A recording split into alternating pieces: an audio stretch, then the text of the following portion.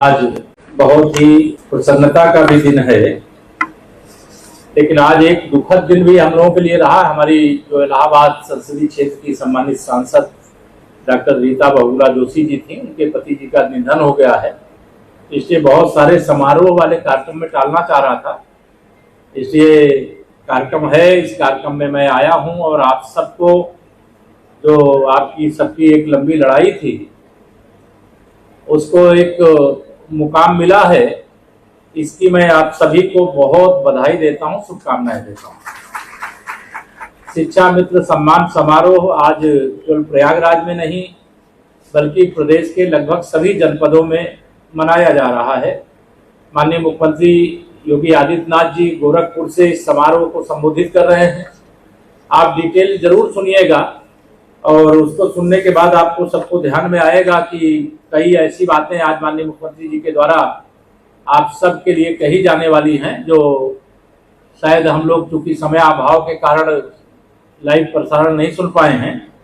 लेकिन आज के इस कार्यक्रम में हमारे इस क्षेत्र के लोकप्रिय सांसद आदरणीय श्री प्रवीण पटेल जी, हमारे जिला और शहर के प्रथम नागरिक के रूप में जो दायित्व निर्वाह करते हैं जिला पंचायत अध्यक्ष आदरणीय डॉक्टर वीके सिंह जी, महापौर श्री गणेश केसरवानी जी, हमारे जिला के तीनों जिलों के अध्यक्ष सम्मानित निर्मला पासवान जी, श्री संजय गुप्ता जी, श्री राजेश शुक्ला जी, हमारे सम्मानित विधायकगण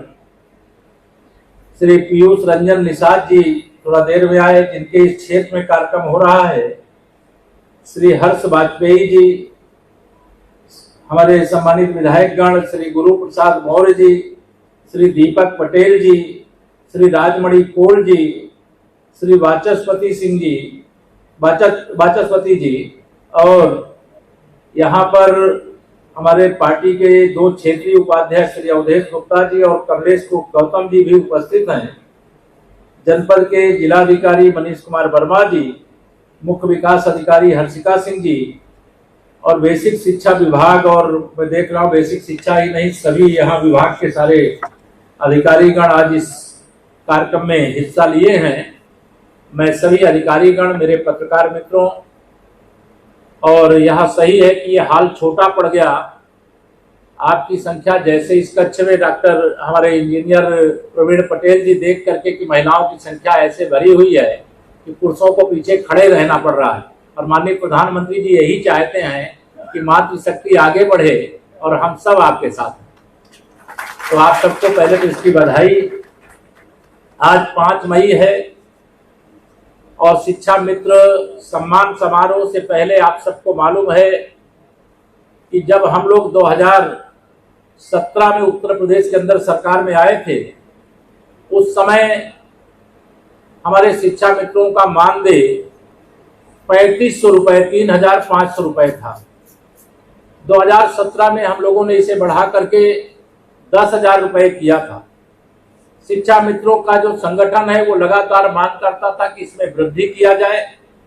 और आप सब इस बात से अवगत हैं कि आपको जब अप्रैल 2026 का महीना आया, ये वित्तीय वर्ष आया, तो 10,000 से बढ़ा करके 18,000 रुपये प्रतिमाह आपको उपलब्ध कराने का शासनादेश और धनराशि भी निर्गत करने का काम किया जा चुका है। मैं इसकी आप सबको बधाई देता हूं, और आप सबके जीवन में खुशहाली लाने के लिए निरंतर प्रयास करने का हम सबका संकल्प भी है। आप सभी ने देखा है पिछले दिनों माननीय हमारे मुख्यमंत्री योगी आदित्यनाथ जी ने विधानसभा में बजटीय भाषण के समय एक घोषणा की थी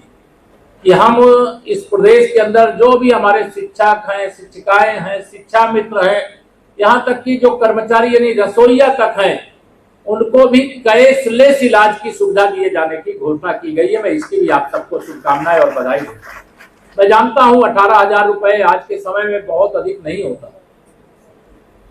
चिकित्सा का एक संकट होता है कि अगर कोई बीमार पड़ जाए तो 18,000 कहो, 1,80,000 10 महीने का पूरा पैसा खर्चा हो जाए, लेकिन वह खर्चे से आपको बचाने के लिए जो कैशलेस चिकित्सा की सुविधा देने का काम किया गया है, वह भी निश्चित तौर से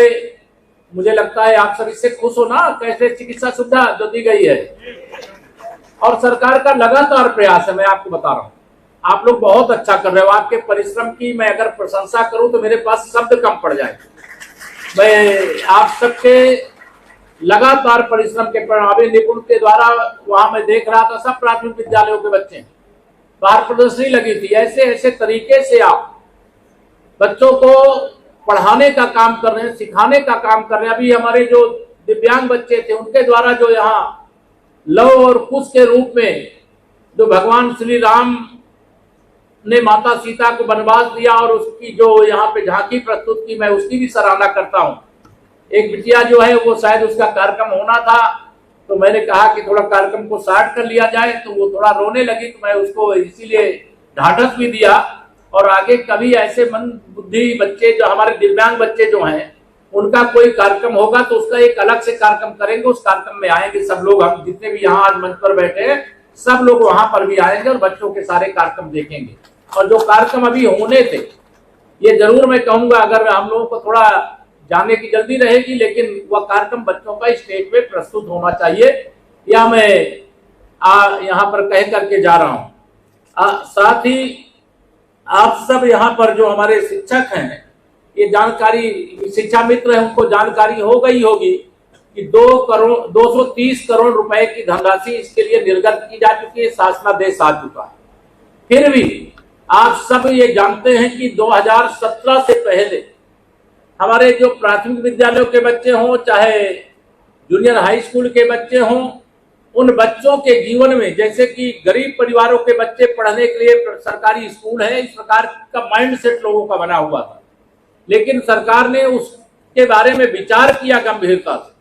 और आप सब इस बात को शायद हमें सहमति देंगे कि जो पहले बच्चों को ड्रेस मिलता था, उस ड्रेस से तो लगता था कि ये गरीबों के बच्चों के ही पढ़ने का स्कूल है। लेकिन अब जो ड्रेस दिया जाता है, जूता मोजा दिया जाता है, स्वेटर दिया जाता है, और जो उनको सामग्री दी जाती है, जिसके लिए डीबीटी के माध्यम से प्रत्येक बच्चे के खाते में 1200 रुपए भेजने का काम किया जाता है। मैं जरूर इस बात का आह्वान करूंगा, आप सभी यहाँ अधिकारीगण भी बैठे हैं, सभी शिक्षा मित्र भी बैठे हैं, कि यह जो बच्चों को, कई बार मुझे इस बात की चिंता होती है कि कई परिवार ऐसे होते हैं कि डीबीटी के माध्यम से बच्चों को ड्रेस आदि का पैसा उनके खाते में, अभिभावक के खाते में जाता है, और अगर अभिभावक बच्चे के लिए जो ड्रेस आदि लेना है उसको नहीं खरीदते हैं तो फिर बच्चे के लिए समस्या होती है, और अभिभावक के खिलाफ कड़ाई करना वह भी मर्यादा अनुकूल नहीं होता है। लेकिन यह जरूर मैं कह करके जाऊंगा, यहाँ मनीष जी आप सुनिश्चित करिएगा यहाँ के जिलाधिकारी की इस बेसिक शिक्षा विभाग में और एनआरएलएम जो महिला सशक्तिकरण के लिए समूह की दीदियां होती, उनके बीच में एक एमयू कराइए कि जो ड्रेस आदि लेना है वह ड्रेस लेने का काम और ड्रेस बनाने का काम समूह की दीदियां करें, और जिन बच्चों को खरीदना उनके अभिभावक, उनसे क्वालिटी अच्छी हो, रहेगी अच्छी, इसका आप एक प्रयास कर लीजिए। कई जिलों में यह प्रयास हुआ है, और आप सब यहाँ पर जितने भी हमारे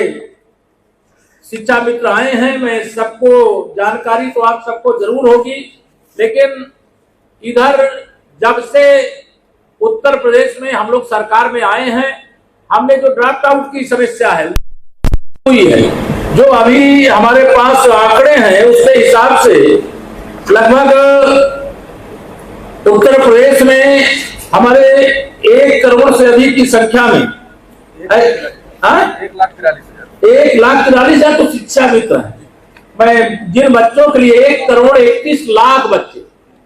जो प्राथमिक विद्यालयों में पढ़ते, सरकारी स्कूलों में पढ़ते हैं, उनके खाते में डीबीटी के माध्यम से 1200 रुपए भेजा जाता। सबको मालूम है यह पैसा बच्चों के लिए खर्च हो। बीच में इस प्रकार के आरोप लगते थे, पहले विद्यालय के माध्यम से ही ड्रेस आदि खरीदे और देने का काम होता था, तो तमाम प्रकार की चर्चाएं होती थी, हमारे शिक्षकों पर आरोप लगता था। तो उस सारे आरोपों से मुक्त करते हुए अभिभावक के खाते में ये पैसा देने का सरकार ने निर्णय लिया है, और उसके कारण से आज हम, इस बात की खुशी हमें है कि आज हम प्रदेश के अंदर लगातार जो बच्चों की एडमिशन प्राथमिक विद्यालयों में भी बढ़ रहे हैं, और यह सुनिश्चित करिए आपकी क्षमता, मैं यह मानता हूं कि जो निजी क्षेत्र के विद्यालय हैं, निश्चित तौर से वहां अनेक प्रकार की सुविधाएं और अनेक प्रकार के खर्चे हैं, लेकिन यहाँ पर सुविधाओं की कोई कमी नहीं है, लेकिन खर्चे नहीं ऊपर आते हैं। इसलिए कोई बच्चा अगर हमारे सरकारी स्कूल में आए तो आप सबका यह उत्तरदायित्व तो है कि वो ड्रॉप आउट ना हो, वापस ना जाने पाए, उसको उच्च शिक्षा दिलाने का काम करना है, क्योंकि हमारे बच्चों के अंदर अभूतपूर्व प्रतिभा है। आने वाला समय इन्हीं बच्चों का है। माननीय प्रधानमंत्री श्री नरेंद्र मोदी जी कहते हैं कि आजादी के जब 100 साल पूरे होंगे 2047 तक, अब से 21 साल बाद, तब क्या बनाएंगे हम? विकसित भारत बनाएंगे। विकसित भारत का विकसित उत्तर प्रदेश बनाएंगे, और विकसित उत्तर प्रदेश का विकसित परिवार बनाएंगे। और विकसित परिवार का सबसे बड़ा अगर कोई रास्ता है तो वह रास्ता है शिक्षित परिवार बनाना। और 21 साल बाद जिन बच्चों को आज अभी आप पढ़ा रहे हैं, 21 साल बाद यही बच्चे युवा हो जाएंगे और यही देश का और प्रदेश का भविष्य तय करने का काम करेंगे, देश और प्रदेश को आगे बढ़ाने का काम।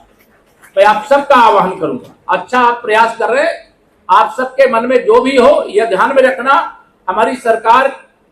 लगातार कोशिश यही कर रही, चाहे शिक्षा का क्षेत्र हो, चाहे चिकित्सा का क्षेत्र हो, चाहे रोजगार का क्षेत्र हो, किसी क्षेत्र में कोई समस्या ना होने पाए और उन समस्याओं के जो संसाधन है उनका सदुपयोग हो। और यह बात आप सब इस बात के साक्षी होंगे कि जो हमारे शिक्षा मित्रों के अलावा जो भर्तियां अभी, चाहे वो शिक्षक से लेकर के अन्य प्रकार की भर्तियां, हम लोगों ने लगातार पिछले 9 वर्षों में पारदर्शी भर्तियां की है और 9 लाख के लगभग सरकारी नौकरियां देने का काम किया है। और यह पारदर्शी भर्ती की चर्चा, आप गांव में रहते हैं, आप शिक्षक हैं, हम लोगों को पता भी नहीं चलता कि इस गांव का कौन सा प्रतिभाशाली बच्चा और किस परीक्षा में उसने सफलता प्राप्त कर ली, लेकिन आप सबको इसका पता चलता है। इसका पता करके हो सकता है वो आपके विद्यालय में पढ़ा हुआ बच्चा हो, आज किसी सरकारी सेवा में उसने सफलता प्राप्त करके और देश और प्रदेश की सेवा का दायित्व उसको मिल गया हो, तो उनका भी ध्यान रखने की आवश्यकता है। मैं पिछले दिनों आया था यहाँ पे, यूपी पीसीएस की जो परीक्षा थी उसमें जो सफल बच्चे थे उनका सम्मान समारोह यहाँ पर एक दृष्टि कोचिंग हाउस ने रखा था। मैं उस कार्यक्रम में गया था और मैंने देखा कि तमाम सामान्य से सामान्य परिवारों के बच्चे निकल करके आए, जिनको मैं स्वयं जानता हूं। और ऐसे बच्चे जो जिसके पिता कोई रिक्शा चला रहा है, कोई मजदूरी कर रहा है, कोई चाय की दुकान खोला हुआ है, उनका बच्चा पीसीएस की परीक्षा में सफलता प्राप्त किया। वो कॉन्वेंट स्कूल में पढ़े हुए बच्चे नहीं थे, वो आपके ही पढ़ाए हुए बच्चे। और जो आपके पढ़ाए हुए बच्चे इस सफलता को प्राप्त कर सकते हैं, तो आज का वातावरण, जब डबल इंजन की सरकार है देश में, माननीय प्रधानमंत्री श्री नरेंद्र मोदी जी के नेतृत्व में और उत्तर प्रदेश में आदरणीय मुख्यमंत्री योगी आदित्यनाथ जी के नेतृत्व में, ये जो डबल इंजन की सरकार है, इस डबल इंजन सरकार का एक ही संकल्प है,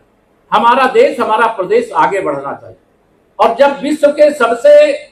सफल नेतृत्व करने वाले माननीय श्री नरेंद्र मोदी जी का हम सबको मार्गदर्शन मिलता है, उनके मार्गदर्शन के अनुसार हम सब काम करते हैं। और काम इतना परिश्रम की पराकाष्ठा, अगर वो कहें, अगर माननीय प्रधानमंत्री जी ये कहें कि नहीं आदरणीय योगी जी को परिश्रम करना है, केशव जी को परिश्रम करना है, जो विधायक सांसद है उनको परिश्रम करना है, तो शायद वो ना करें। लेकिन जितना परिश्रम हम लोगों से करवाते हैं उससे 10 गुना अधिक परिश्रम माननीय प्रधानमंत्री श्री नरेंद्र मोदी जी करते हैं। 2014 में वो प्रधानमंत्री बने,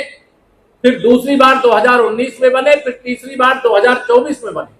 और मैं आपको बता रहा हूं, अब तो सब खुली किताब है, कोई भी देख सकता है, पढ़ सकता है, जान सकता है। एक भी दिन का अवकाश जब से प्रधानमंत्री नहीं, मुझे तो यह बताया गया कि जब से वो मुख्यमंत्री बने हैं, या कहिए जब से वो उन्होंने घर छोड़ा राष्ट्रीय स्वयंसेवक संघ के प्रचारक के रूप में, तब से लेकर के आज तक एक भी दिन का अवकाश नहीं, एक भी दिन का अवकाश नहीं। अभी चर्चा कर रहे थे हमारे संचालक साथी कि अभी पश्चिम बंगाल में ऐतिहासिक विजय हुई। सबका आशीर्वाद है, अगर हम ईमानदारी पूर्वक जनता की सेवा करेंगे, हम सबका साथ, सबका विकास करेंगे और किसी के साथ भेदभाव नहीं करेंगे, तो चाहे पश्चिम बंगाल हो और आने वाले समय में चाहे केरल और तमिलनाडु हो, वहां भी हमारी सरकार बनेगी, हमें विश्वास है। 2027 आ रहा है, यहाँ बड़ी चर्चा कल से है। अभी मेरे पत्रकार साथी पूछने लगे क्या है 27 को लेकर के। हमने कहा तीसरी बार बनना हमारी सरकार तो यह आम बात हो गई, क्योंकि अभी आप सब ने देखा लोकसभा चुनाव के बाद हरियाणा में हम तीसरी बार सरकार बनाए, महाराष्ट्र में तीसरी बार सरकार बनाए, दिल्ली प्रदेश में सरकार बनाए, बिहार में छठवीं बार बनाए सरकार, और पश्चिम बंगाल में तो पहली बार बनाए, लेकिन आसाम में तीसरी बार कल हमारी सरकार 3/4 बहुमत से बनी। तो यह जो सफलता मिलती है, कोई ऐसा नहीं कि आप अच्छा भाषण दे दोगे इससे कोई वोट देगा, ऐसा नहीं होता। अगर आप अच्छे से सेवा करोगे, अच्छे से विकास करोगे और जनहित के लिए समर्पित रहोगे तो बिना मांगे आशीर्वाद मिलता है, छप्पर फाड़ करके वोट मिलता है, और यह जनता ने आशीर्वाद देकर के दिखाने का काम किया। हम पश्चिम बंगाल की जनता के प्रति, आसाम के जनता के प्रति, पुडुचेरी की जनता के प्रति हृदय से आभार ज्ञापित करते हैं और माननीय प्रधानमंत्री जी सहित उन राज्यों के नेतृत्व करने वालों को हृदय से बधाई देते हैं। उन्होंने बहुत परिश्रम किया जिसके कारण यह सफलता मिली है। लेकिन यह सफलता मिलने के बाद क्या करना है? यह सफलता मिलने के बाद हमें, जैसे उत्तर प्रदेश का हम काम कर रहे हैं, जैसे गुजरात में विकास हो रहा है, जैसे राजस्थान में हो रहा है, जैसे गोवा में हो रहा है, महाराष्ट्र में हो रहा है, हरियाणा में हो रहा है, दिल्ली में हो रहा है, जैसे ऐसे ही विकास उत्तर प्रदेश सहित जैसे सभी हमारे 22 राज्य आज ऐसे हैं जहां या तो भारतीय जनता पार्टी सरकार में है या भारतीय जनता पार्टी के सहयोगियों के साथ सरकार में। एक बात और मैं आप सबके सामने भी, क्योंकि आप सबसे भी चर्चा, जो लोकतांत्रिक देश में रहता है, वो चाहे शिक्षक हो, चाहे वह नागरिक हो, चाहे अधिकारी हो, सबके पास इस प्रकार के विषय आते। अभी मुझे पत्रकारों ने सवाल किया कि यहाँ पे श्री राहुल गांधी जो नेता प्रतिपक्ष हैं और उत्तर प्रदेश के जो पूर्व मुख्यमंत्री श्री अखिलेश यादव जी ने कहा है कि ये धांधली कर लिया चुनाव आयोग के माध्यम से। अगर हम धांधली करते तो केरल और तमिलनाडु में भी तो हमारी सरकार बनती, लेकिन इस प्रकार का फर्जी आरोप लगाना ये इन लोगों की फितरत है। हम शिक्षा को आगे बढ़ाने के लिए, शिक्षकों के जीवन में, शिक्षा मित्रों के जीवन में भी और खुशहाली लाने के लिए संकल्पित है, और आप सब जो भी समय अनुसार बताएंगे वह सब हम सरकार के पास जितने संसाधन होंगे शिक्षा के क्षेत्र में हर प्रकार से, चाहे वो प्राथमिक शिक्षा हो, चाहे माध्यमिक हो, चाहे उच्च हो, चाहे तकनीकी हो, सभी प्रकार की शिक्षा में प्रदेश को आगे बढ़ाने के लिए सरकार कोई कमी नहीं छोड़ेगी। आप सबको मैं भरोसा दिलाना चाहता हूं, और आप सबका सहयोग, ऐसा प्रयास करिए कि आने वाले समय में जो कॉन्वेंट विद्यालय अपने को बहुत आगे मानते हो, वह आपके प्राथमिक विद्यालयों का मुकाबला करने के लिए परेशान हो, तरसे, इस प्रकार का आपको प्रयास करना है। मैं एक पिक्चर बहुत मैं देखता नहीं, एक ऐसे मैंने देखा, वो शायद मैडम गीता रानी ऐसा करके कोई पिक्चर, दक्षिण भारत की, उस पिक्चर में मैं देख रहा था एक सरकारी स्कूल में वो सेना से रिटायर होकर के आने के पढ़ाने के लिए आती। आजकल तो यूट्यूब पे सब उपलब्ध है, ठीक है, आप उसको जरूर देखिएगा कि सरकारी स्कूल को एक प्राइवेट स्कूल कैसे आगे बढ़ने से रोकने की कोशिश करता है, लेकिन उस रोकने की कोशिश के बावजूद जो सरकारी विद्यालय है वो इतना शानदार रिजल्ट लाता है कि अपने जनपद का नाम ऊंचा करने का काम करता है, अपने विद्यालय का नाम ऊंचा करने का काम करता है। यही संकल्प लेकर के आप सब आगे बढ़े। आप सबके लिए बहुत शुभकामनाएं, मंगल कामनाएं करता हूं। आगे जो और कार्यक्रम यहाँ होने, कुछ लोगों को सम्मान पत्र देना है, तो हम सब लोग जो देना है वो दे करके ही यहाँ से जाएंगे। आप सबने ऑपरेशन कायाकल्प के माध्यम से, अभी मुझे एक दिन कोई सूचना दे रहा था कि जितने सरकारी विद्यालय हैं, सभी विद्यालयों में जो शौचालय हैं, ऐसे कोई विद्यालय हो तो बिना झिझक के आप लोगों को बताना चाहिए, जहां बच्चों के लिए और बच्चियों के लिए एक साथ अगर पढ़ते हैं तो उनके लिए अगर शौचालय नहीं है तो ये हमारी प्राथमिकता है। हम वहां शौचालय, हर घर में अगर हम शौचालय दे रहे हैं तो हर विद्यालय में भी शौचालय होना चाहिए। ये सरकार की प्राथमिकता है। जहां कहीं ऐसी समस्या हो उसको भी देखिएगा। अभी एक और समस्या आती है कि कई विद्यालयों में सफाई कर्मी नहीं होते, तो सफाई करने की समस्या आती है। इस बार बजट में उसके लिए भी प्रावधान किया गया है। आने वाले समय में यह समस्या का भी समाधान किया जाएगा, लेकिन विद्यालय स्वच्छ रहे, विद्यालय हरा भरा रहे, विद्यालय में पढ़ने वाले बच्चे हर क्षेत्र में आगे बढ़ सके, इसकी जिम्मेदारी आप सबके ऊपर है। आप सब जिम्मेदारी निभाएंगे, ऐसी आशा करते हुए मैं आप सबको, या जो अभी आपको मिला है दो चीजें, 10,000 से 18,000 और चिकित्सा की कैशलेस सुविधा जो 5 लाख रुपए तक की कराने के लिए, मैं उसकी आप सबको शुभकामना देता हूं, बधाई देता हूं। बहुत बहुत धन्यवाद।